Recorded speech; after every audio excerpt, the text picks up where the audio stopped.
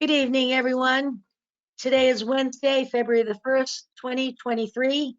It is 6:01 p.m. and I'd like to welcome you and start the February 1st meeting. Tonight, I got a little announcement to make here. Pursuant to Chapter 107 of the Acts of 2022, this meeting of the Somerville Zoning Board of Appeals will be conducted via remote participation. A recording of these proceedings can be accessed at any time using the registration link at the top of this agenda. Tonight, the first item under general business is approval of minutes. Madam Clerk. Yes, Madam Chair, thank you. I'd like to make a motion to approve the meeting minutes from October 26, 2022. Do I have a second? Seconded by Ann Brockelman, our Vice Chair. All in favor, please say aye as we go around. Let's see here. Catherine Garavaglia. Aye. Ann Fullerton. Aye. Zachary Zaremba. Aye. Ann Brockelman. Aye. And Susan Fontano, aye. Let the record show it was unanimous, 5 of the regular members voting all in the affirmative. Thank you. Next on the agenda is our continuation, God bless, of 299 Broadway. That's P&Z 22-092. The parties here for 299 Broadway. Yes, we are, Madam Chair. Adam Good Dash. evening, Adam Dash. Good evening, Madam Chair, members of the board. Thank you for having us for a fourth meeting regarding the project at 299 Broadway. As you know, I'm Adam Dash, 48 Grove Street, Somerville, attorney for the applicants Mark Development LLC, Beacon Communities LLC, and Rise Together LLC. With me tonight are Robert Korf, Damian Chaviano, and Adam Benjamin from Mark Development LLC, Josh Cohen and Leanne Hanfield Curtin from Beacon Communities LLC, Services LLC, Herbie Duvernay from Rise Together LLC, all the applicants, Mimi Love from UTL Architects, Morgan Barnicoat from Future Green, the landscape architects, Randy Hart from VHB, the traffic and parking engineers, and Zachary Richards and Jared Walsh from Bowler Engineering, the civil engineers. So we have the whole team. We have no presentation tonight as we presented everything to you over the last 3 meetings we've had. I would like to point out a few things in the staff report for the record, and then I want to sum up our proposals so the board could discuss this and hopefully vote it tonight. Okay. Regarding the staff report and the recommendations, I want to point out a few typos and make some clarifications for the record to confirm that we're all on the same page. Before I do that, I want to thank city staff, especially Emily Hutchings, for the work done in crafting this very thorough and detailed staff report and set of proposed recommendations. So in the staff report, on page 6, on page 5, if you take a look, you'll see that under urban design analysis, under site design, the 3rd paragraph, it states about restriping retaining parking for 311 Broadway and include access to building A. And this is for lot 3, which is the parking lot next to the liquor store. I want to make it clear that consistent with discussions with mobility, which sought to have a zip car space and an accessible space and controls imposed to ensure turnover of parking spaces on a regular basis, the parking spaces within that lot 3 were not intended and are not for the exclusive use of the 311 Broadway liquor store. An agreement has not been reached with that owner, but I just want to clarify that for the record. It's not in the conditions, but it is in the staff report. The second one would be on page 6. This has to do with a typo. The last paragraph in the 4th sentence, where it talks about the Grant Street access there, acting as emergency access to the eastern side of building A. Of course, that should be building B. Building A is not there, building B is there. Again, staff report item, not a condition item. The next one would be on page 15.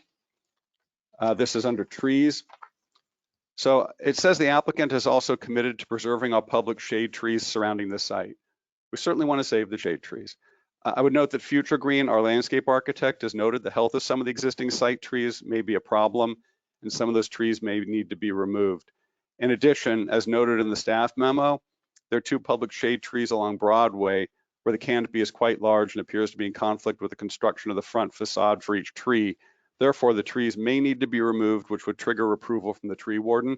I want to note that if we have to do anything with any of these trees, it would have to come down. We, of course, will follow the city process for doing that, coordinate it with public space and urban forestry, and work towards an agreed upon replacement with that. So I just want to make that clear to everybody. Going into the conditions, I had 4 to bring up. One had to do with condition 45. And again, these are more clarifications than anything. I just want to make sure that we're all under the same understanding here. Well, this one's actually a typo. Number 45, it says public way or private way. I should say rather public. It says public way of private way. It should say public way or private way. I think that one's fairly straightforward. Was that condition number 45? Correct. It's just a typo. It should say or instead of. Okay. In condition 46, there's a sentence in there that needs to be deleted. It looks like it's carryover from some other decision that's not relevant to this. It references, it's this sentence that says the applicant shall include in the submission of Director of Inspectional Services and Director of Planning and Zoning evidence that the DCR land required for this project has been conveyed to the applicant. This application has nothing to do with DCR land. I think that's a holdover from some cut and paste from something else. I see Emily is nodding her head yes on that. So you could just delete that last sentence from condition 46. That's not related to this project. Next would be condition 85. This is another typo. It incorrectly references Sewell Street Pocket Park. The reference there should be actually to the Broadway Pocket Plaza on the front, which is what the rest of that section is about. So again, that's condition 85. Lastly, on condition 89, that's not a condition. If you look at it, that if you're going to maintain the format on here, that should be not a numbered condition, but prefatory language before the conditions that follow. And then the language should state, so that's the correction there. It's numbered as 89, but it's not actually a condition. I don't know, Emily, do you have anything to say about any of those items I just raised? Thank you, Adam, and thank you, Madam Chair. Yes, this is Emily Hutchings, PPZ staff.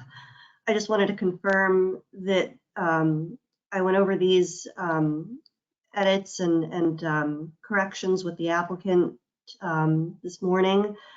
We felt it would be best to bring them up here at the meeting and on the record, so everyone is aware. We are aware of and agree that these corrections need to be made, and we are comfortable with the corrections to the staff memo.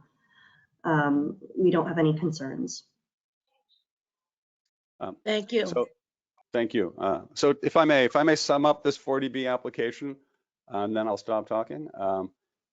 Since July of 2021, that's about a year and a half ago, we've had an unprecedented public and city engagement on this project. We've had 7 neighborhood meetings.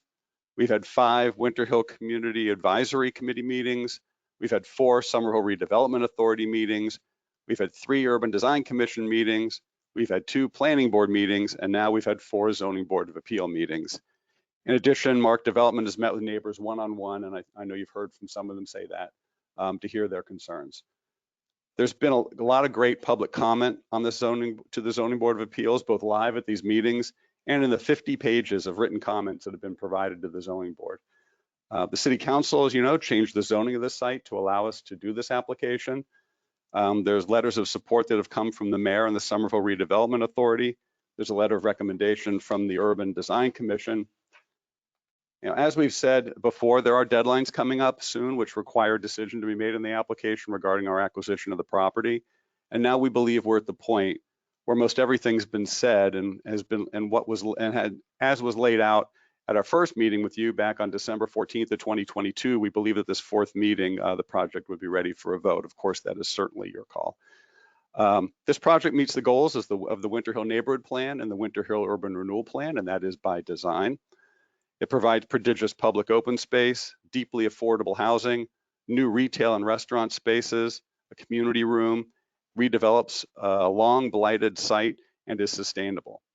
Is the project perfect? Well, of course not, because no project is. I would say that the issues regarding the site that we're facing would be faced by any redevelopment of the site, and they'd require certain dispensations, such as we're seeking tonight. The site is the site, and the issues are the issues, whether it's us or somebody else.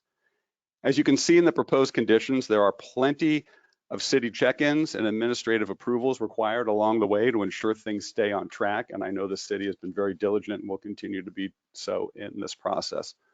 So in conclusion, on behalf of Mark Development LLC, Beacon Community Services LLC, and Rise Together LLC, I humbly ask that you vote tonight to transform and unlock the pent-up potential of Winter Hill by approving the project and all the requested waivers tonight. Thank you for your time and attention to this application. And we're here if any questions or comments, we have the team here. Thank you very much, Mr. Dash. It has been a pleasure. You've been very professional, and your staff as well. And that helps us get through all this stuff and make it clearer for us. Thank you. You're welcome. To begin with, I guess we still have the public portion is open. So I think Charlotte, our liaison, do you think it's a good idea? Let's see if we can hear from the public, get them all in, and then see if there are any, if there are some city officials here that would like to weigh in as well. Do you have a suggestion? Should we go with first the public portion? It's still open. The I public know portion is that- still open. Yep. I don't believe Justin Schreiber from the Mobility Division is here. If you'd like him Yes. to speak first, otherwise I'm Yeah. ready to do public comment whenever you're ready. But maybe I would That- take him first. And then I'd prefer that, yes, so they can weigh in, because they might have some information for us that would answer some of the public questions that they might have. So thank you. Please introduce them. Justin, if you want to unmute and come off camera or come on camera, if you don't have anything to say, that's fine. But if you do, now is a great time to make any comments. Sure.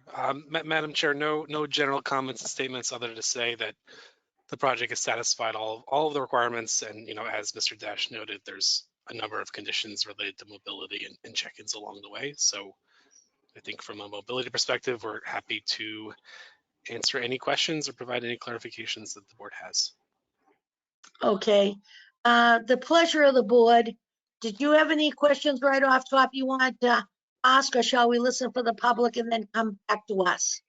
Ann Brockelman? Yes, I think this relates to my general thoughts on the comprehensive permit. In the past weeks or month, we've heard a lot presentation on the physical attributes of the project, and I have to say I'm fully in support of the project. The waivers that we're more typically accustomed to seeing, right, are the dimensional kind of straightforward zoning related ones. The ones that would like staff and Mr. Schreiber here is one candidate to explain more, is the procedural requirements, because a number of these are, putting in things, for example, curb cuts into the purview of the ZBA, which we're not used to viewing in detail because it usually would go to mobility, for example. So I'd like any staff representing those offices to speak to what the usual procedure would be. And, for example, a lot of it says will be reviewed during building permit. So I'd like to hear your comfort level in us approving the waiver to, fast track this, to skip your office, and then what is a time where you would come back and get to review or, give your opinion as the project gets further along. Does that make sense? So we could start with mobility. So for me, it's really the procedural waivers that are more, I'd like to understand, because I don't want to, we are assuming the authority that we usually don't have. Is that something you'd like an answer now from Mr. Schreiber, or would you? Yeah, sure. So in terms of Okay. mobility, what All are the right. approvals you usually see and what is, you know, you've reviewed at your level of comfort, and then what are the other steps along the way where you would see this project again, or get to approve it or not, that kind of thing. Sure, I'm happy to speak to that. I think, you know, just as a blanket statement, anything that's in the public right away that's not on the applicant's property, you know, is not even the purview of typically the planning board or any board, right? The city would review any construction drawings. And I think that what you're seeing in there about review and approval is just the city departments, not just mobility, but also engineering and public space, noting that they're going to look at, you know, detailed construction documents, which are going to have a lot more information than what we have today. So, you know, yes, there's a waiver from the sort of curb cut process, but, and Emily, please correct if I'm wrong, anything on the public right away is, you know, is going to be reviewed and approved by the city. You know, typically the engineering department will have anything in the public right away be on a separate permit than the building permit. But even for the main building permit, you know, a department like mobility or engineering is going to be a part of that approval process and is going to be confirming to ISD that, yes, they've met, you know, this condition related that's tied to the building permit or this condition that's tied to the certificate of occupancy. So, you know, the staff report is sort of referencing those different check-in points, and, you know, at that time, the various staff is going to look at the relevant conditions and provide their sign off. So I think that happens anyway for pretty much every project, but in the report, we're being sort of specific and explicit that will happen. And Emily, feel free to fill any gaps I've missed. Absolutely. Thanks, Justin. I think Justin did a great job of providing an overview. And for clarification, what the ZBA is approving is just the location of the curb cuts. Written into the condition language is the final design, and those details still need to be reviewed by the engineering division, by mobility, by public space, and relevant staff. But the location of the curb cuts, which is typically approved by engineering, would be approved ahead of time by the zoning board. And for additional clarification, the engineering division has already reviewed this application. They've seen these waivers and the proposed conditions, and they understand and are comfortable with this as well. I believe they provided a memo with any notes and items they had concern about, and those items have been translated into conditions. Thank you, Justin, and thank you, Emily. And does that make it clear to you now? Are you happy with that explanation? Yes. Great. Okay, so without further ado, I think we'll jump out and do our public, see who's here from the public. Good evening. Yes, Madam Chair. So as a reminder to anyone who wishes to give public comment, there are two ways that you can give public comment. Way number one, or there are two ways that you can let us know that you want to provide public comment. Way number one is using the raise your hand function, which is a little button that'll look like a hand. And if you click on that, we can see that you've raised it. And way number two is to send a chat message, just letting us know that you want to speak. We cannot accept public comment through the chat. So just be aware of that. Okay, I have a 2-minute timer on my screen. Everyone will be limited to 2 minutes, and we will start going through everyone who's interested. First up is Ann Tate. Ann, you are unmuted. Good evening, Ms. Tate. Ann, you may need to unmute yourself as well.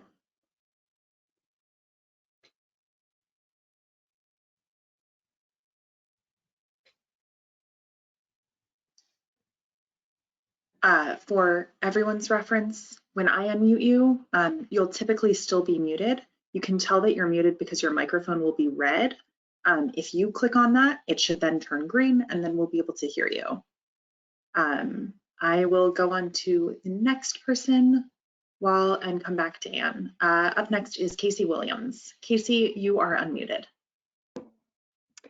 Thank you, Charlotte, and thank you, Madam Chair, members of the board.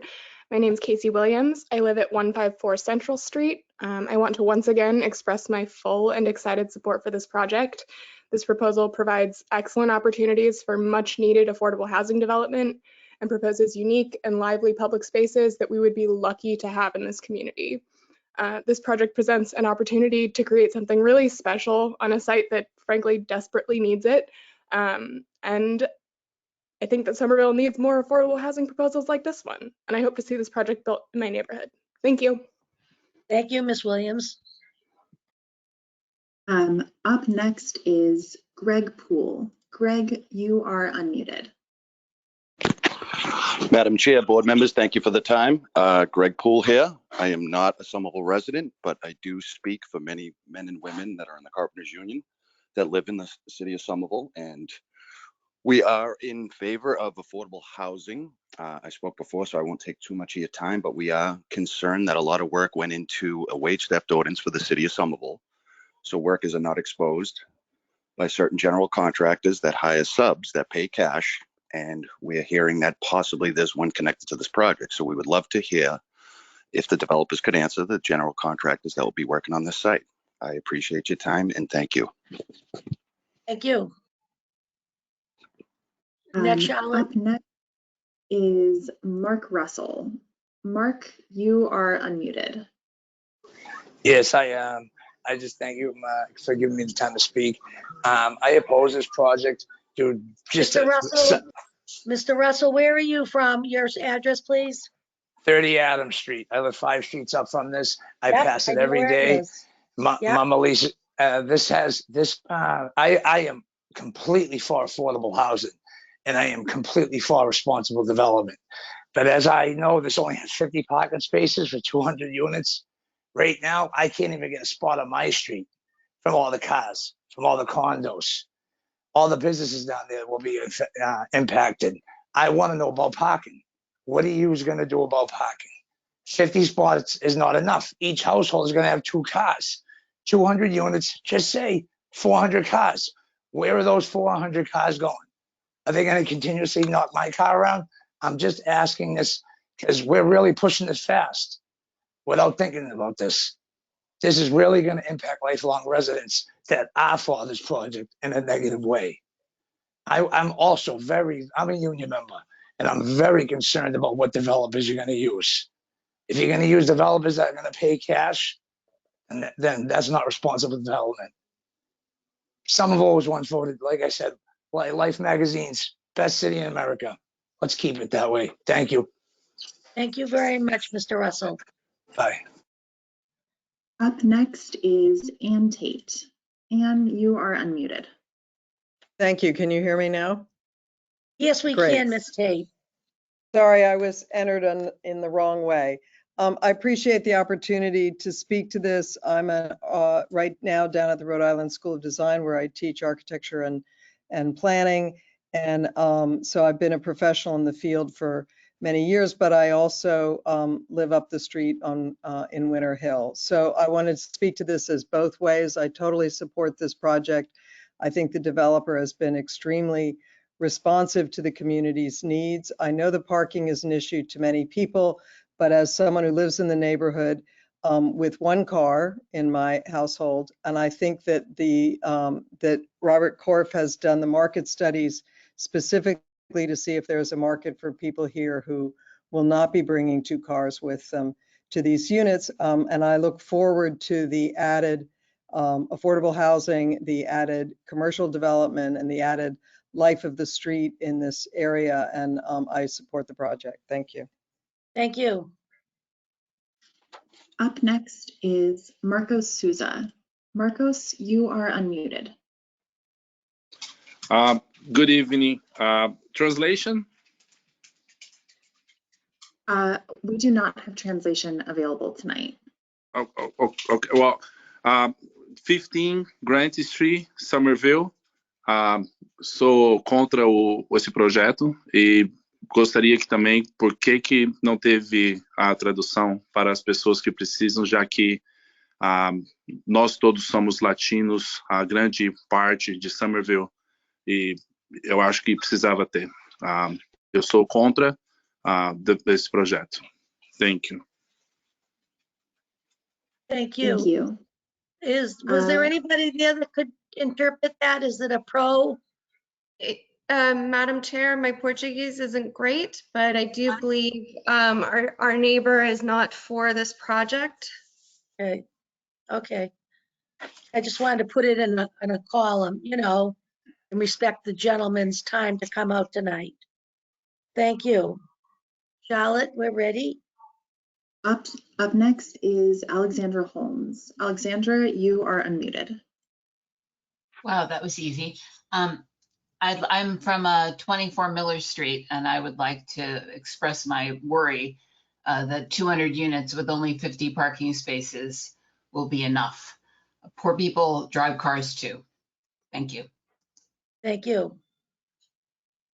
Up next is Jennifer Civitello Hilario. Jennifer, you are unmuted.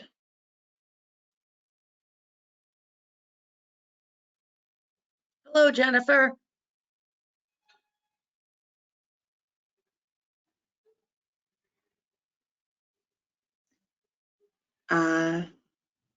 We can come back to them. Up next is Sean Kritz. Sean, you are unmuted. Hello, my name is Sean Kreitz. I live at 162 Sycamore Street. I've lived here for a lot of years and watched that site, and nothing has ever happened on it. So I am happy that there's some development happening. I'm extremely concerned about the parking situation and the asbestos testing that went on. How much did it go on? Did they really want to build parking, or was it just kind of in the air that the bike thing is going on and they don't have to build parking? And also, are those people who live there, are they going to be allowed to have resident permits or not? I know that in Gilman Square, I'm not exactly positive about this, but they weren't supposed to be able to have permits. And I don't like restricting people. If you live here, you should have a parking permit to begin with. But if you're not have the ability to build parking, then, I mean, it's already taken twice as long to get up Temple Street. Like, it's getting very bottlenecked with parking. I really think it's a massive concern. I guess my other two things are questions. I'm not an expert on this, but it looks like they're not paying taxes for 15 years. The tax burden to homeowners in Somerville has just gotten more and more and more. And I don't understand why we have a city that has really come a long way progressively, politically, and it's great, and why they don't have to pay taxes. I'm absolutely befuddled about it. And I really think that, you know, our city officials should really take a good look at that. And the other thing is community spaces. You know, how much of the sun are we going to block with all this? We're going to lose the CVS, and there's small businesses right there on the corner that are going to go away. I'm just a little concerned about a lot of that, and the small businesses around. It's already hard enough for anyone to park and go to them. Thank you very much for listening to me. Have a nice night. I have a question. It's not really my place, I don't think, to maybe answer these or question these, but I think CVS is moving up the street. This is for Mr. Sean that just spoke. I think CVS is moving up the street. And I have a question. What are you talking about? Who's not paying taxes? Can I still speak? Yeah, Sean, Is there this a is TIF Susan. attached to this project? What do you, wait a minute, listen. Yes. The first comment you had was about the taxes. Who are you referring to is not paying taxes? Well, there's a tax deferment on this project. Is that correct? For 15 years on the builder? Okay, that's what you're for the future 15? Yes. Okay, I wanted to write that down because the folks that are with this project, they're here and they're listening, and I just want you to clarify that. So when they answer some of these questions that are posed to us, if they can tonight, we'll know what you're referring to. So you heard that this development has 15-year deferment on taxes. Okay. Correct. And what are you talking about, community spaces? Just as any community spaces, like I know that the setbacks aren't going and they're building up to the lot lines and everything, but So it's all being taken up by this building, like all 288, like up to the sidewalks Wow. everywhere. Did Right. you see any of the plans with the parks and stuff like that Honestly, that are there? I paid attention a lot, like a couple of years ago, and there was a Well, lot of talk. okay. The landowner Yeah. wasn't, but I don't really know, so that's All my right, fault. yeah, okay. So you're misinformed because it's a pretty project. So just take a Okay. look at that while you were talking, when you're listening tonight. See if you go on the Okay. site. And there was one other thing you said I wanted to know. Access community spaces. Okay, all right, that's it for right now. Thank you, Sean, for hanging on. Thank Thank you. you, Susan. All right. Who's next, Charlotte? Thank you. Up next is Luce Petringa. Luce, you're unmuted. Good evening. Ms. Petringa?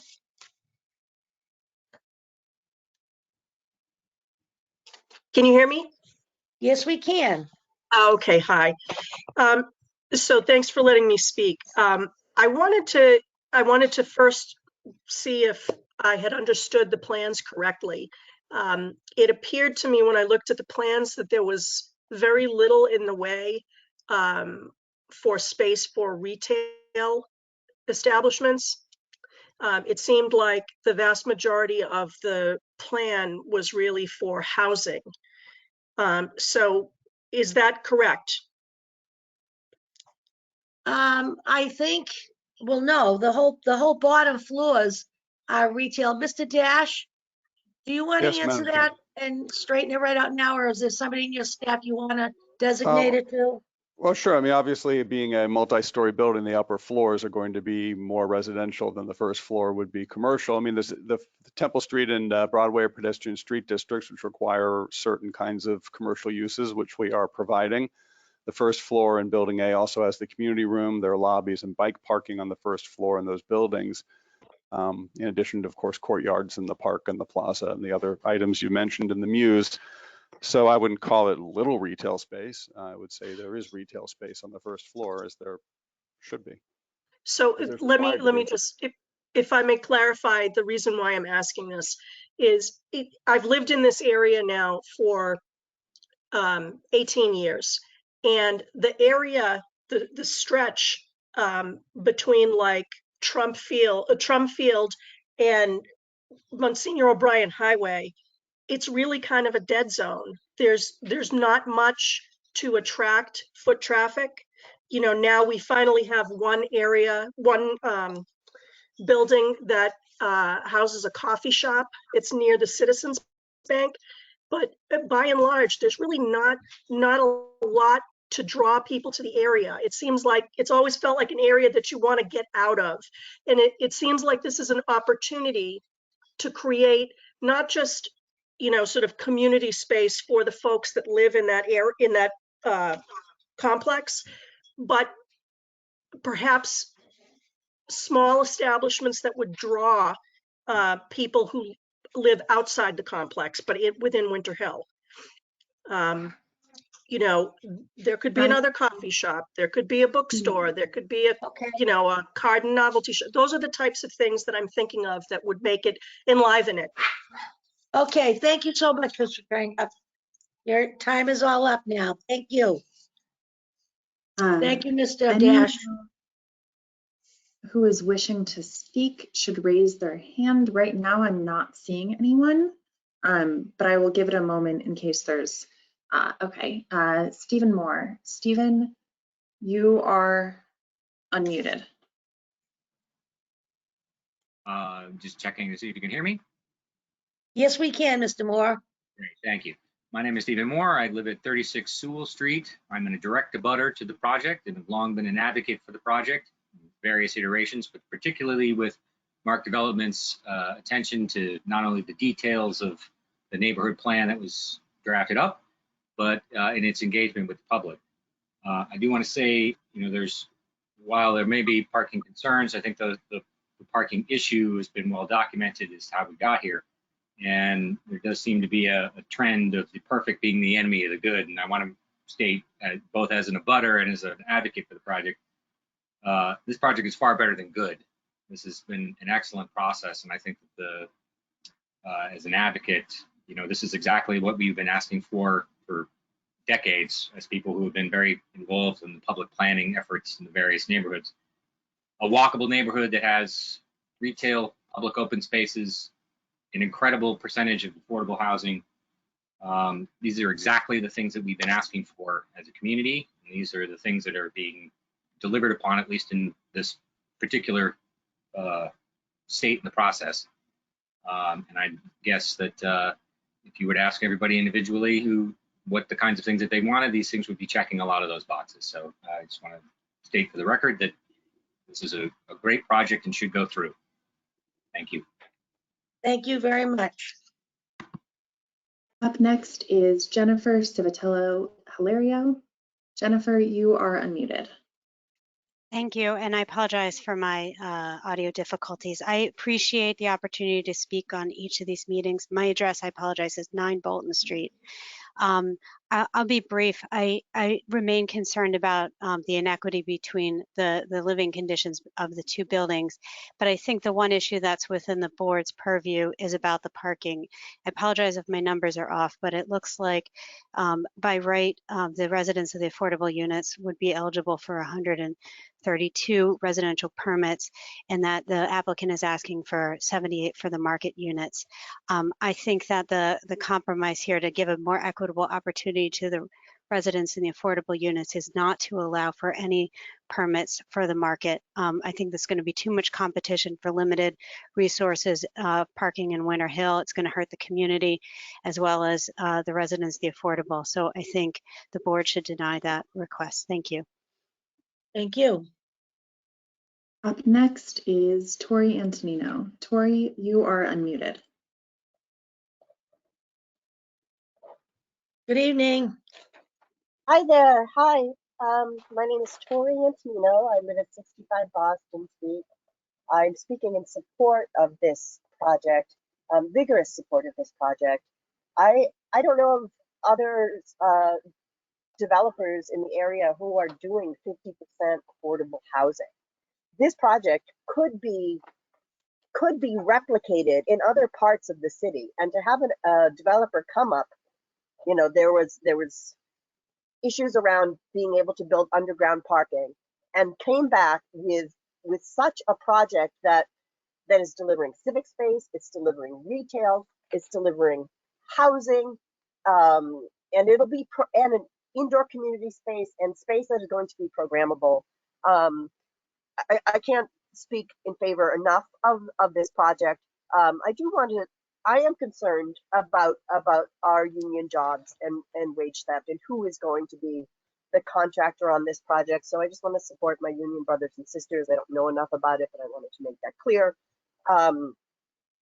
Robert Korth and his team have been accessible, engaged. He's the type of developer that I want to see more of in the city. Please come to Union Square. And it's rare. This project is rare. This type of developer is rare, and I do not sing praises of developers easy. So I support this project. Thank you, Robert and team, for working to continue to work on the civic space. And my hope is to make it a little more greener. And hopefully we can work with the city staff on that. Thank you very much, and thanks for your time today. Thank you. Have a good night. Up next is Paul Romeo. Paul, you are unmuted. What's the name, Charlotte? Thank you. Hello. Hello. Welcome. Thank you. My name is Paul Romeo. I reside at 18 Wheatley Street. I've been here over 30 years, and also too, I'm a lifelong resident of the city. I emailed this honorable committee to my concerns and everything else because I felt 2 minutes wasn't enough to explain all my issues. I'm hoping that this committee looked at them. I would appreciate you to take some of those in consideration. Also, too, in regards to the Walgreens, it's not CVS, but it's Walgreens. Walgreens has owned the building up a couple blocks since they moved into where they are now. So they have no issues in regards to moving. You know, it's not going to harm them whatsoever. In regards to the parking is a big thing. Because I just got a new tenant.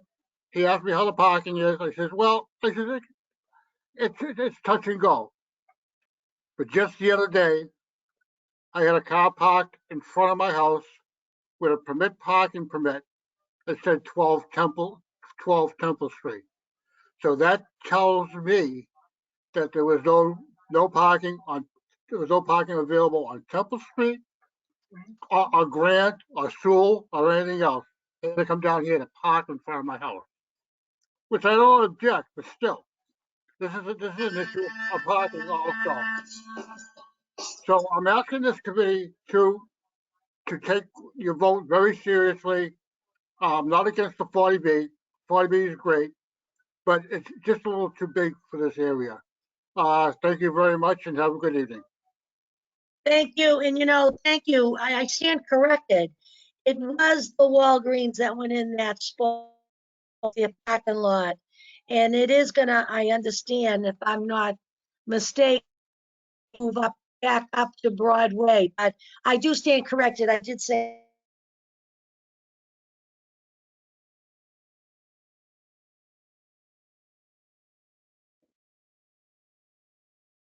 Susan, can you hear us? Yes. Okay. Okay. Hello? Can you hear us, Susan? Yes, I can. Thank you. Great. Up next is Aaron Weber. Aaron, you are unmuted. Hi, my name is Aaron Weber. I live at 32 Summit Avenue. I have spoken before, so I'll keep this very short. This project is fully in line with the exhaustively produced Summer Vision 2040 plan to create more housing, more affordable housing, and housing that is not oriented towards car use. 2 cars per household is ridiculous in this project. It's not going to happen. And by the time it gets built, the city's going to have a lot more ways to handle transportation demand management. Let's let that happen. Please approve this project. Thank you very much. Thank you. Up next is Michael Scroth. And before we go to him, right now he is the only person with his hand raised. So just a reminder to anyone who hasn't but wants to, now is a great time to let us know. Michael, you are unmuted. Hello, everyone. So I'm a former resident of Somerville. I was born and raised in the city of Somerville for the past 35 years. And I haven't lived in Somerville 20 plus years, but I do support this project in a sense. But my other concern is definitely, with the traffic issues, especially on Temple Street, because as it is, the traffic now is absolutely crazy. So by adding this project, along to it, I'm just afraid that it's just going to add more traffic and more traffic and more traffic. But I do support 100%. I do support, like low cost housing. Definitely. For the city of Somerville and its residents. My heart's still in the city of Somerville, but I'm on the fence of both supporting it and not supporting the project. The reason why I'm not supporting it because of the traffic problems, and that's basically all I have to say. Thank you. Up next is Ariel White. Ariel, you are unmuted. Hi, good evening. My name is Ariel White and I live at 11 Hinckley Street. I've spoken before on this project and how excited I am about it, so I'll keep it brief. But tonight, I'd like to particularly note that as annoying as we all find parking in the city, we face a much more serious issue here. In Somerville right now, housing prices are spiraling out of control and people are being priced out of living here, which means cutting people off from their jobs and their family and their community if they can't afford to stay in Somerville. So I see this project as providing really desperately needed affordable housing in a way that has been very responsive to neighborhood concerns. And so I really hope to see the board vote tonight to move it forward. Thanks. At this time, okay, James Greener. James, you are unmuted. Hi, yes. My name is James Greener, 25 Seawall Street, lifelong Somerville resident. I just want to say I fully support this project. The team has done a great job. We need more housing. We need well-paying jobs. They have good development partners here in Rise and Beacon Communities who've done a lot of great work in the area. I fully support this. Thank you. Thank you. At this time, it doesn't seem like anyone else. Councillor Klingon is indicating. Councillor Klingon, you are unmuted. Thank you, and thank you, Madam Chair. Thank you to the ZBA members. I am Jesse Klingon. Welcome. Thank you. 33 Puritan Road. I'm the Ward 4 City Councilor. I grew up in Somerville. I had friends that worked at Star Market. You know, we all know this site has been a blight for decades now, or at least a decade and a half. And you know, certainly we've all been excited to see something happen here. And you know, I know since my tenure on the council, I know there was a lot of concern about urban renewal and eminent domain. And you know, that's one of the things about this project that is great, is that that didn't have to happen. This is a private developer who's come in, and so they. But having the eminent domain has definitely shaped this project and given us leverage as a city, so that the developer has really done a great job in working with everybody and making sure that they're checking all the boxes. So I can address some of the concerns of the woman earlier who said about retail space. You know, early in my tenure, a developer came forward, DLJ, and they presented a project, and that was what was calling for the urban wall, which would be the retail to be right up to the sidewalk. And I felt very strongly that based on the neighborhood plan and based on my experience living in this neighborhood, that having a place where people could be off of the main boulevard, which is Broadway, which feels very, you know, cars are moving, lots is happening. And I felt very strongly that having some sort of plaza where you might be, you know, having a coffee or an ice cream cone and be able to say hello to a neighbor is really, really special. And again, so they've listened to all of those past meetings this developer has, and they've listened to what, you know, I have advocated for the community. And here we are with a really great project. The parking situation, I want to say to folks that, you know, we had those discussions previously, meaning not about this project.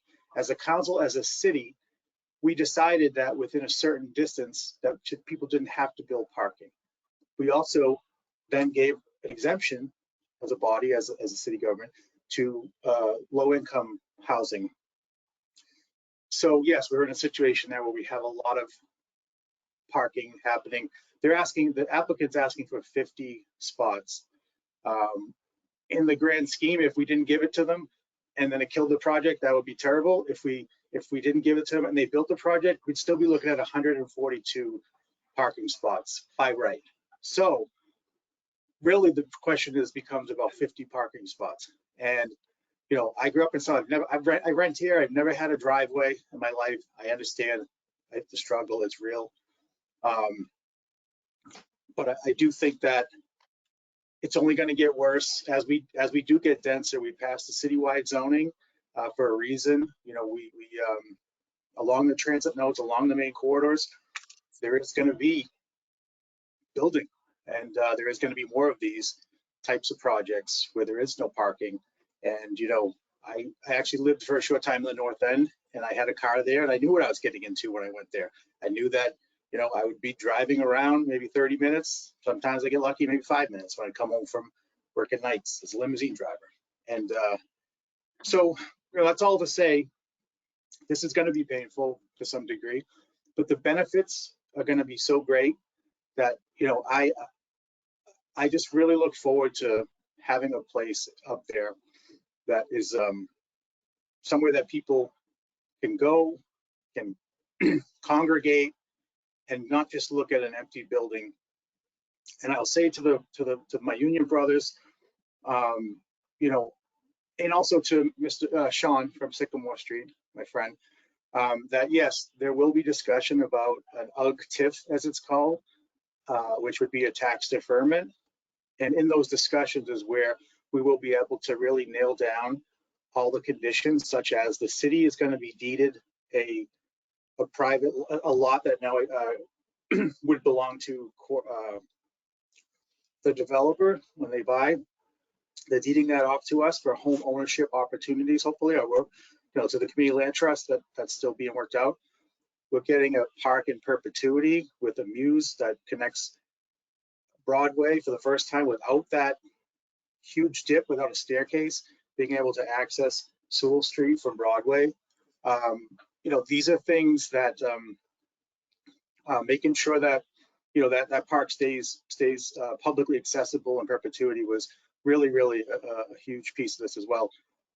So as far as the certain, I've made it clear that those certain developers that have, not developers, but contractors that have been mentioned, I've made it really clear as a union person who has also fought against and had interactions, if you will, or, you know, like took pictures, you could say, of that particular contractor on job sites.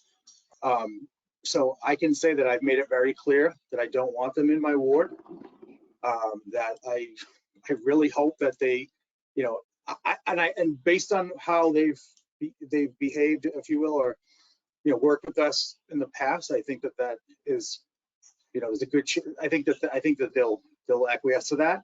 So I mean, just to address all of those different concerns, I just want to say, as the Ward 4 counselor, as somebody who has made sure that, you know, there was so many meetings that I could just lay my head on the pillow at night and say there was a robust public process, you know, starting even back before this with DLJ, with the decision to whether or not we were going to do urban renewal. So through all of these processes and making sure that the developer had translation at every meeting, you know, making sure everything was accessible, having meetings down in the Mystic View Apartments, Mystic Projects, to those who call it that. I've done the best that I can to bring this to where it is. So it's up to the ZBA now, depending on what they decide going forward. Could be the death, or it could be, you know, we could be back to square one dealing with an urban renewal situation. That really just depends on how this goes.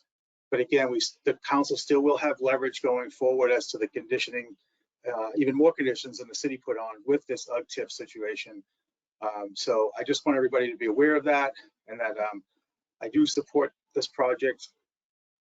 And I do hear you loud and clear about the parking, but as somebody who lived my, you know, I've moved out a couple of times, like briefly, but my point is this, I was always in the city. Someone who's pretty much lived here my whole life, I can say that, you know, the growing pains they're not easy, but I do think that we're going to see a lot more density, which I think is desperately needed in terms of getting housing on the market. So that's all I'm going to say. And thank you for indulging me and letting me speak. I don't usually speak this long, but this is really a big deal to the people of that neighborhood, of, you know, of the whole city, really. I know that people like to focus on just the direct abutters, one of which just spoke this evening and is, you know, super excited. He's going to be the most affected by this project, including the construction portion. I know that we like to get very insular about those things, but this will benefit the entire city. And I'm reluctant to sort of, you know, make a decision based on what I consider to be, again, like now I'm repeating myself, but 50 spots versus, so 200 spots versus 100, roughly, versus 150 spots by right. So thank you, and I hope you've all taken this into consideration, and I really appreciate all your due diligence and time on this. And you know, whatever you decide, mad respect to you all. pursue, Madam Chair, and I appreciate it. Thank you. Thank you, Counselor, in speaking. I think you speak for a lot of your constituents. When you speak for the board of counselors to what you go through, like Ash has brought up, that this has been in the works for, a couple of years, and something needs to be done up there. So thank you for coming out tonight and showing us how you feel. Charlotte, there's nobody else at this time to speak. Counselor Go to Jake the- Wilson also wishes to Good. speak. He just indicated. Counselor, you are unmuted. Welcome. Thank you. Jake Wilson, 83 Jake Street, counselor at large and neighbor of the site. I'll be brief. I've spoken on this previously, so I'll keep my comments to a minimum tonight. I'll just say there's an immense amount of good in this project. So much good that I kind of feel like it just needs to happen. Not just because I'm tired of a blighted vacant lot in the heart of our neighborhood. Not just because the stores and the restaurants that this will bring are so badly needed here in our neighborhood. Not just because of the boost this project will provide to our tax base in this city, even if, yes, they are given a slight tax break for a number of years up front. Not just because of the public space, the plaza, the park, the community indoor space that would come with this. Not just because of the 288 housing units at a time when housing is in such short supply here. And mostly not just because of the 132 affordable units and truly affordable units at 30%, 60% of area median income, and 2 and 3 bedroom units that Somerville families need so badly to stay in this city. It's the total package that makes this something that I think is just too good to pass up. I do want to be clear that this is coming at a cost to the neighborhood potentially, depending on how the ZBA votes tonight. The lack of on-site parking is an issue. Let's be honest about it. The resident parking permits that residents of the 132 affordable units will be eligible for, that will cause pain for those who rely on street parking. There's just no two ways about it. The up to 78 resident parking permits for the residents of market rate units will cause additional pain to the neighborhood, even with what I feel is a really reasonable solution that staff came up with the developer, with the agreement to charge $50 per month to those residents for those fees.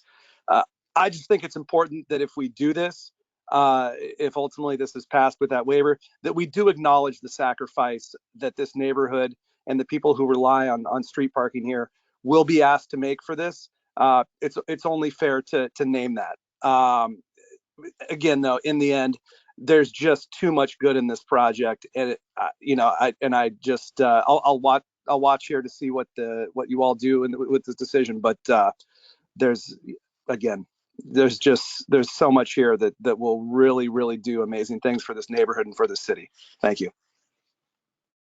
Thank you. Thank you very much. Madam Chair, no one else is indicating that they wish to speak. Okay. Right now, as we go forward with the board, I want them to call upon anybody who, be it city or Project Adam Dash's team, have to address. I think I'm going to leave the public comment open temporarily for a little bit now and see what happens as we go forward with the input. Be posted on that, please. Yes, Madam Chair, this is Charlotte speaking. As you were saying that, one additional person has indicated that they wish to speak. If we would like to do that now, or we can come back. No, we'll do the one right now, and then we'll do, and then we'll come back after. If there's anybody else, you can store up their names or whatever have you. The courtesy of the one right now. Porfirio Morales, I'm really sorry if I mispronounce your name. You are unmuted. Good evening.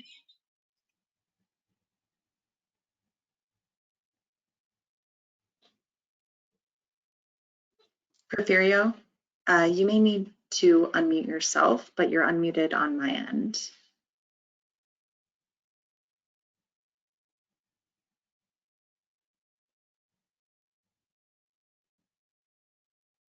Madam Chair, it does not seem like they're Okay, unmuted on their end, so we'll we can move come back forward. later. Okay, do that. Okay, so the pleasure of the board. Was there something that you wanted to say after hearing those public comments? Was there anything right off the top that you wanted to take care of immediately, or should we go to the board? Oh, you're addressing me, Madam Chair? I want to get, yes, Mr. Dash, I want to give you the courtesy. Oh, thank you so much. Well, yeah, I mean, a lot of these we've stated previously, but just to jot through them. If you look at the mobility management plan, the MMP, and it's referenced in the conditions and the memo from mobility that they're comfortable with it, and we'll continue to work with them to disincentivize the requirement, the desire for people to even pull these parking permits, and that we would, and over time, we will meeting the 2040 goals of Summer Vision. So we feel that, and obviously keep in mind, we did this study showing the available parking in the neighborhood, and that was before the Green Line station opened in Gilman Square. So it's only going to get better to that regard. So we're not even sure, you know, it's going to be hard to say whether there'll be so much pain in this or not at all. I would note as far as the contractor business, I've said this before, we don't have a contractor yet. That is the cart way before the horse. We don't even have an approved project right now. We've heard the comment. I'd say it's not a zoning matter, but we've heard the comment, and we'll, you know, I understand. You already stated, Madam Chair, Walgreens is staying, and actually I should note the developer is paying their relocation fee to go back to their old location up the street. So they're not leaving the neighborhood. Bluntly, and I guess I'll be blunt and honest with you all. I know I've been in front of you for about 30 years here. We can't do the project without the parking waiver. I'm just going to be flat out and say it. It's my client may not want me to say that, but I'm going to say it. If the parking waiver doesn't happen, there's no project. It just doesn't work. I wish it were otherwise, but it's not. We did in good faith try to do this underground, but keep in mind that was the standard 80% market rate, 20% affordable. Actually, as Robert Korf said from Mark Development, we made lemons out of lemonade, because while we're losing the parking because of the asbestos in the ground, we're gaining all, you know, 50% of the space is affordable. So it's actually, do you want to trade 50 parking permits, which we're disincentivizing, for all of this additional good affordable housing that's deeply affordable in 2- and 3-bedroom? I would say that's a fair trade-off, if not a great trade-off. That the conditions address most of the things that people spoke about. I don't know if they saw the conditions. This UCTIF is Councilor Klingon, that stands for Urban Center Housing Tax Increment Financing, which is a tool to promote affordable housing. That's something that will go through the city council and is already, you know, if this gets approved, again, that's a bit of a cart before the horse. Again, also not a zoning issue, it's more of a financing issue, but that is going to be a whole city council process in and of itself if we get a positive vote from this board. The shadow study, someone talked about shading. The shadow studies were provided, and that's not going to be the concern. That the unit equity, someone who brought up the quality of the unit equity, there's some conditions to that effect in there about the durability and such of the various market rate versus affordable units. I think a lot of the stuff that's in, I think someone also mentioned it was going to go right up to the street, and I'm glad Jesse Klingon brought it up. I think that person said they hadn't been looking at this for a few years. I think they're talking about the DLJ proposal. That's not our proposal. So was a prior developer that didn't go forward. So that's before we got involved. So that was never on the table for us. We've always been, from day one, we took that urban renewal plan, we took the neighborhood plan, we saw the cut through and this park in the back and the plaza in the front, and that sort of drove our design from right there. I think I hit most of it. I think the conditions hit pretty much everything. Right, thank you. Yep. Right, I know you usually right away, so while the folks were still probably on hand and they had questions, I want them to know that, you know, they could get an answer tonight if possible. So thank you for that. No problem. We're going to go to the board. Just kindly raise, however you want to do this. We'll just come for the record and everybody on board tonight. If we do vote tonight, 5 full regular board members here this evening to vote, and filling up also is our 2 alternates. They're here to weigh in as well. They have questions or comments as well. So thank you, everybody. And who would like to go first? Ann Fullerton. Good evening, Ann. Hi, Madam Chair. My first question is for staff. Emily, I was looking at waiver 22 and 23, I think, which is about screening of mechanical equipment, and then looking at the conditions, and it's repeated twice in the conditions, but for example, condition 51, item F, really seems it seems to oppose the waiver for screening, and I wanted to understand what staff's thought was on that. Thank you. So this is Emily Hutchings. So the waiver that's been requested is a broad waiver to allow mechanical equipment to be unscreened if absolutely necessary and to be placed on the walls. And the condition that we have provided is recognizing that that waiver is needed, but that there will be certain caveats, that the final placement of the mechanical equipment will be subject to relevant staff approval, that there won't be mechanical equipment that's visible from a pedestrian street, so it won't be visible from Broadway. It won't have a detrimental impact on the design of Broadway in particular, and to a certain degree Temple Street as well. And that when possible, the mechanical equipment can be screened. So we're not saying no, we're saying yes, but when it's possible to screen it, when it's possible to put it somewhere else, it does need to be done. So this is just to protect the urban design and the city, but recognizing that there is a need for the waiver. Okay, so it will be specifically noted for that waiver that it's contingent upon review, essentially. Okay, I appreciate that. And then I had one question for mobility, if mobility staff is still available. I believe they are. Justin? Hello. Yeah, I'm here. Hello. Hi, Justin. Thanks for joining us. So I noticed, I was just looking at bus routes, thinking about, you know, the dream of more people being pedestrians and using Gilman Square and accessing, going to the Stop and Shop, how people would function in the neighborhood. And one of the things that I realized is there aren't any bus routes that go down School Street or what was the other name of the parallel street? School Street or Marshall. And I was wondering which are sort of the direct connectors between the development and Gilman. While there are buses that serve Broadway and Medford Street that make that type of circulation easier, I was wondering if mobility is discussing with the developer at all shuttles at high traffic times from the development or the development neighborhood to Gilman. Sure. Yes, as you've noted, there's sort of a dearth of north-south routes in the city. The main reason is the MBTA buses really can't operate on a lot of those extremely steep hills. You know, I think we continue to try to figure out how to provide that transportation.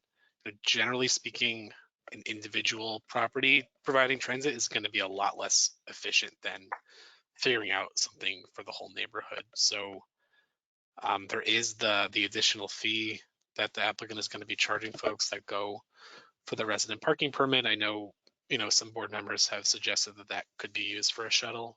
And I can't make any specific promises today, but that could be a potential route. And then, you know, the mobility is also exploring how we get, you know, true public transit north-south between these. And it may not be something the MBTA can provide for us. So, you know, unfortunately, I don't have a specific solution to that right now, but we are aware of it and we know it's a concern. And I guess I have a second piece question for mobility. The number of 50 parking waivers was thrown around tonight. I know that the waiver actually states, I believe, 78, not 50. Is that different information, the 50, or is that okay? Yeah, No. it's 50%, which is probably the confusion. Yeah, It is. I'm sorry. I'm sorry if I was misstated. Yeah, it was 50% that I was talking about. It's 78. It's in the mobility report that's attached to the staff report at the bottom of the first page. Yes. All right, so there hasn't been a change in that request. No. Okay, all right, thank you. Thank you, Ann. Ann Madam Chair. Fullerton. Please, next. Yes, Ann May I Brockelman? jump in while Justin Schreiber is still here? Sure. Both the report and the conditions alludes to a conceptual study of Broadway. I thought it was an interesting condition because you're just asking them to do a study. Can you talk a little more about that? What is the study, and is there potential then to expand the scope of the site, or are you just taking advantage of lots of professional eyes on this site at the moment? And what condition are you specific?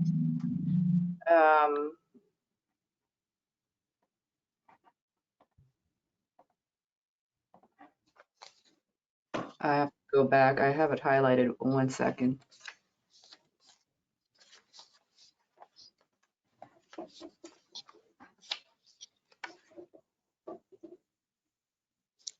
Just, sorry, 38? Yes. Yeah. Yep. So Conceptual study of Broadway. Yep. Go ahead. Yep. I think the goal there is to make sure that the Pocket Plaza and the improvements proposed, in the public right away don't preclude things like, upgrading the bus facility that's there. There's also a gap in the protected bike lane network from, I believe it's about Grand, it might be a block before, to the other side of Temple Street. So we just want to make sure we're not precluding that in the future. So we're just we support the pocket park. We want to plant those additional trees. We just have to make sure it's arranged in a way that won't prevent us from making that an improvement in the future. And then, there's a couple other streetscape related items like the location of the bike share station, and then, a longstanding desire for an additional pedestrian crosswalk across Broadway. There's quite a long gap between crosswalks. So, I think this is to make sure before we go ahead with the final design and approval of that Pocket Plaza and any changes on the sidewalk there, that we're not going to be regretting it a couple of years from now in the future when, Broadway is the streetscape is renewed. So that's the intent there. The applicant has actually already done a version of this that we've reviewed. So the condition here is to not hold them up, and that just we will sort of finish that up. We'll do a new version, and then that'll give us the certainty we need to sign off on the other streetscape elements, particularly the Pocket Plaza on Broadway. So again, yes, the more holistic integrated planning is a good idea, right? The site is not just where the site boundary ends at the curb and then who knows what happens on the other side, but the design study could then provide a roadmap of the project to improve Broadway, but it would be outside the purview of the project funding, right? Could be something that the city could then use as a roadmap in how to improve Broadway. That's correct. Is that the intention? It's a conceptual study. The intention is not to obligate the applicant to make improvements. It's really more about making sure that the improvements they are proposing don't preclude, future goals that the city wants to accomplish. Got it. Yeah. That was it for me, for Justin. Thank you. Thank you, Ann. Who's next?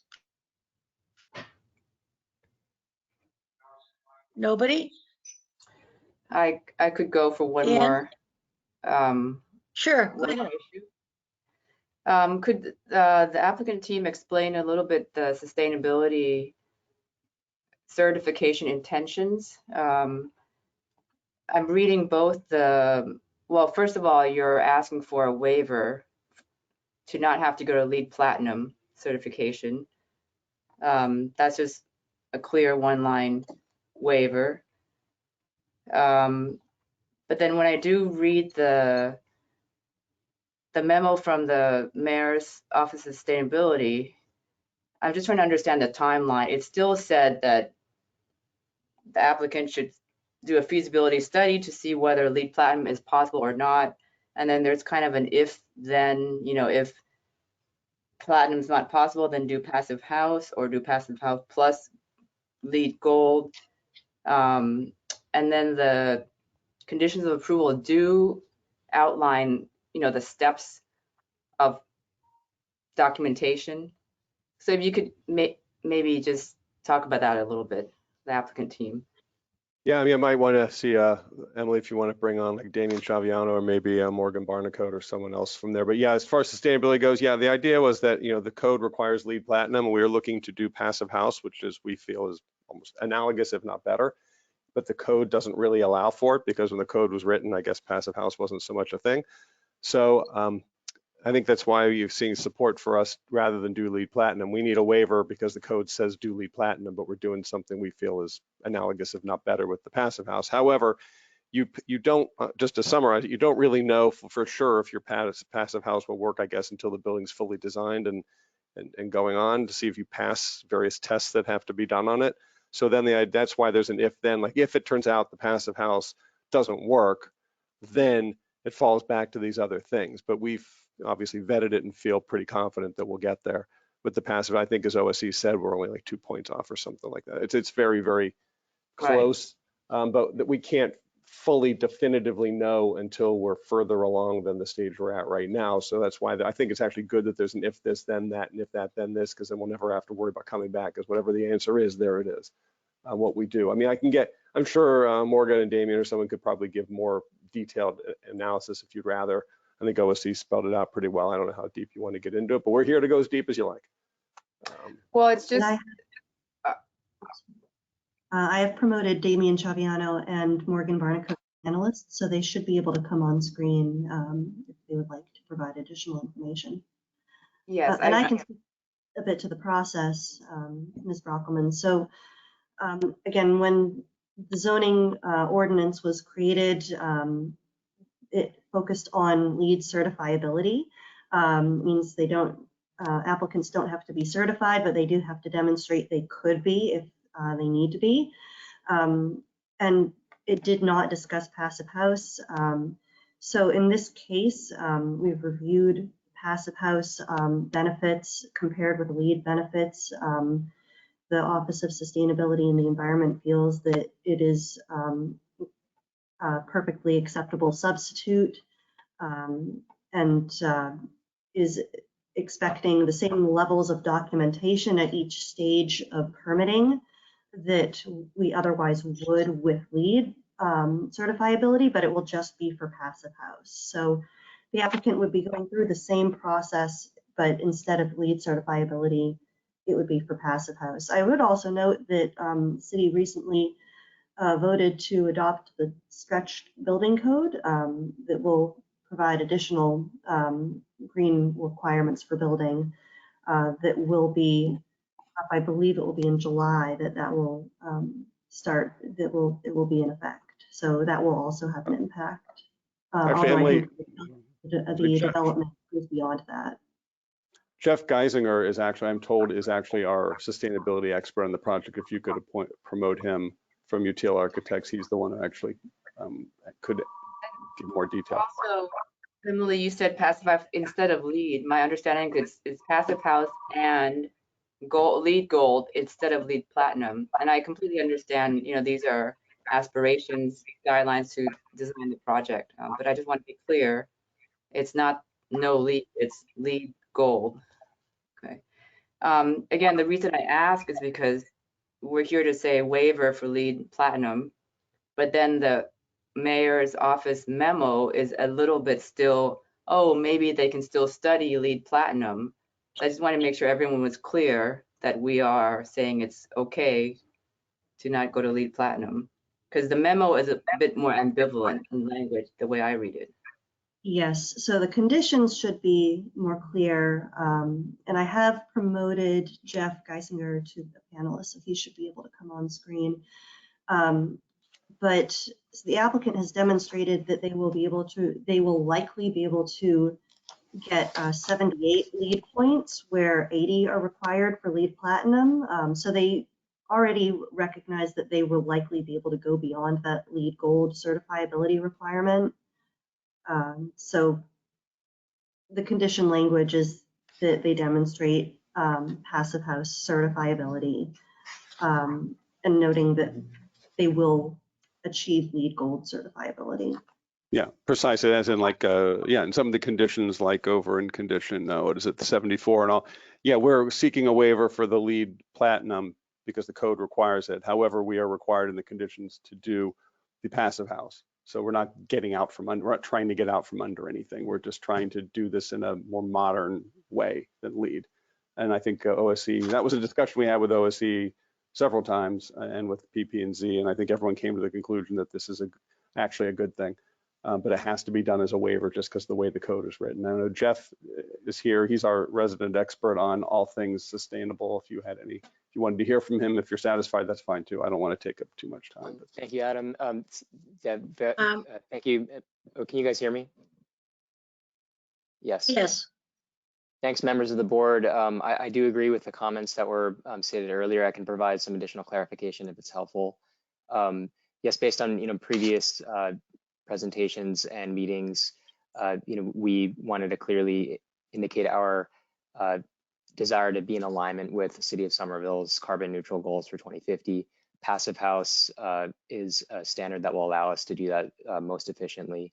We are still committed to taking a comprehensive approach to sustainability, which is why we are committing to the LEED Gold certifiability as well. Since we are so close to platinum, we are going to evaluate the feasibility of getting there as well. We are at the very early stages of design and are gearing up for a formal feasibility study for Passive House. We are positioned to be feasible for that, and we are planning on designing towards full certification to take advantage of additional incentives that standard brings to the project.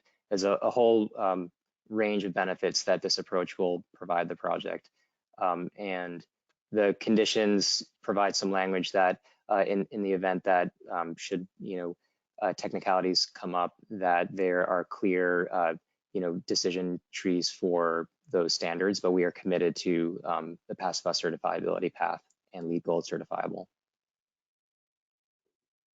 I have a quick question. Ian, what is the waiver number for that? Mr. Dash. Well, I think there's more than one. 74 is one of them that talks about the stage 3 certificate of required materials. Charlotte may know. I'm sorry. I'm looking for Adam. I'm looking for the waiver number. Yeah, that's what I'm sorry, the waiver number. Sorry. Hold on. Let me pull up the waiver list. 24. Yep, that's 24. Thank you very much. Will not achieve. So the waiver again says will not achieve, but everything I hear, you're still going to do your feasibility study to see how close you can get. And I'm just wondering, you're so close, what are the challenges? Jeff? Yes, to Jeff. We provided a checklist for where we stand. There are a few credits that are in the maybe category related to aspects of the design that we can't quite figure out until we engage in full development of the design across a few of the different categories. And then I guess final question, at the end of the memo, load capacity with Eversource, is that a real challenge, or have those talks started? I can't speak for our electrical engineers, but we are in the process of having conversations with them to at this early stage ensure that we will have adequate capacity for this for our project. Okay, thank you. Thank you. Thank you, Ann Brockelman. Who's next? Everybody's content with what you see here? Emily earlier and Adam concurred on all the corrections they had to make on the staff report. a couple of the other points. And on this waiver, the reference number and about its lead, gold, lead platinum. Ann Brockelman, Yes. can people not hear me? Ann Brockelman, you said it's lead gold certificate, not lead platinum, right? It sounds like will try On to the do their waiver? best because it's very early, but they are asking for a waiver to not go to lead platinum, which is the highest level of certification. So it just gives them a bit more wiggle room. But it sounds like they'll, when Jeff mentioned the maybe credits, usually every issue which goes towards sustainability of the project, you evaluate yes, no, maybe. Right. And it sounds like there are a number of maybes and they're being conservative in not, counting their chickens before the egg at the moment. But we would be granting them the waiver to not have to do lead platinum, correct? Okay. However, there is a condition that requires a CRM from sustainability and the environment regarding the FIAS, which is the passive house certifiability. So there is a check in there where we have to get through OSE for passive house certifiability. So it's not like we're not getting out of the requirement. There's no real way out of the requirement in one way, shape, or form. It's either lead or it's passive house. We'd rather do passive house. If we can't do that, OSE is not letting us out of this, I'm sure. And we don't want out of it. I mean, I'm that's glad. the whole point. That's what I found going through this and rereading everything. Checks and balances. And I realize it's, you're coming to us some things now, and it's the horse before the cart and all that. So I think I'm glad that it's some balances and the city's checking in on things. We've got conditions. So thank you. Ann Fullerton, I believe you had your hand up. Again, Thank do you, you have Madam something? I was going to point out to you that there were conditions attached to passive house. Yeah. Thank you so much. So let me ask, it looks settled in. Charlotte, are you there? Yes, Madam Chair. In the public comment area, I'd like to close that portion, please. There is no one indicating that they wish to speak, so now is a great time to close it. Okay, great. So at this time, I will close the public comment portion, the meeting for today and for the project and the 99 Broadway. I want to say one thing as I close, is that it was fabulous participation. And as there were so many meetings, neighborhood meetings, committee meetings, and for something like this. And I'm so glad they came out well over 50 to 60 emails, let alone that came out for the the meetings. We had that spoke at others, and I had more comments on other subjects. I'm glad the councilman come out tonight and the counselor at large staff for keeping us all in line here, because without your information, reports and stuff, we could not make the decisions we have to make. So thank you.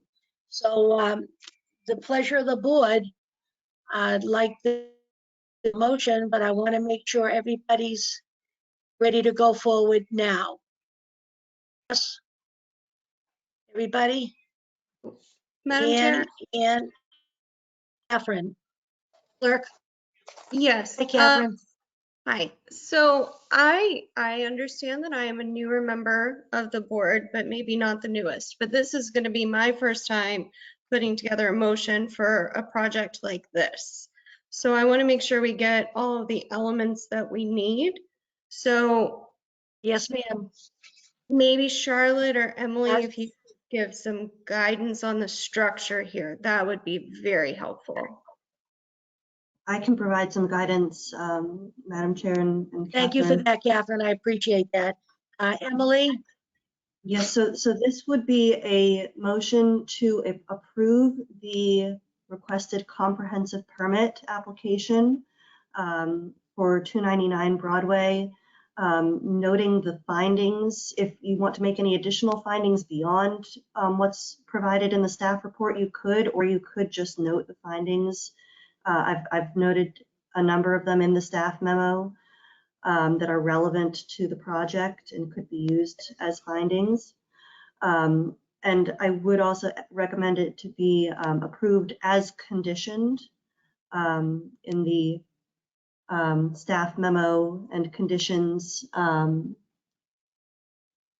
dated January 27th, 2023, with the proposed conditions with the amendments noted earlier in the meeting. So there were 4 minor changes. I can go over them again if you would like. Emily, I had that language as incorporating those changes and amendments to correct typographical errors and clarify intent as discussed at the onset of the meeting. Is that sufficient? That is sufficient. Okay. Do we need to address any of the waivers specifically? I feel like over the last 4 meetings, we've really discussed all of them at length and our opinions about them. Do we need to refer back to those? And you could say the condition list does incorporate the final waiver list and conditions there too. So I don't think you need to refer to those specifically or individually. You could recognize in the motion granting the requested waivers, but I don't think it's required. Okay, thank you. This is Charlotte just jumping in. Yeah, we don't need to go over every waiver request individually. Just saying with the waivers requested and possibly dating the most recent date, so the January 19th list of waivers, that's totally fine. That's what I was going to recommend. Thank you. Does the clerk need to comment on the different staff reports or not? Just the whole package of all the information that's been given. I think you general findings as described in the staff memo dated January 27th. But other than that, you do not need to refer to the staff memo. Right. The condition list refers to the final list of documents that, and that staff is compiling that based on the full set of documents that the applicant has provided and that have been provided to you. So you don't need to go through all documents. Thank you. Charlotte, what was the date of the last list of waivers? Was it the 17th or 19th? 19th. Thank you.